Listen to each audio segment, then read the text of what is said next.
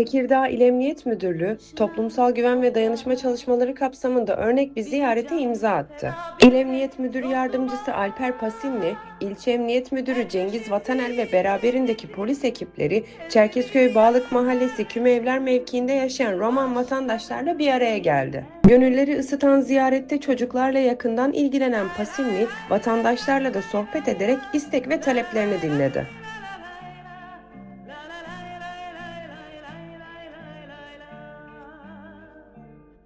Anadolu bir yanda, yiğit yaşar koynunda. Aşıklar destan yazar dağlarda.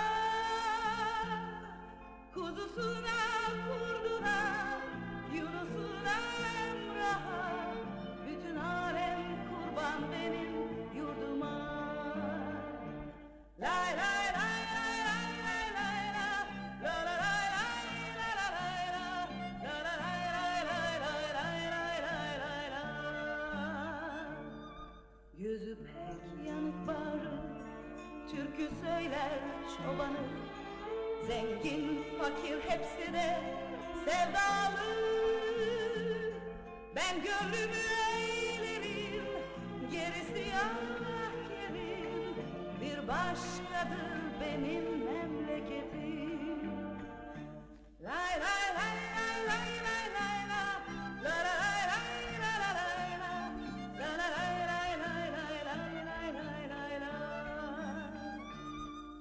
Mecnun'a Leyla'sına erişilmez sırrına. Sen dost ararsan koş Mevlana'ya. Yeniden doğdum dersin, derya olur gidersin.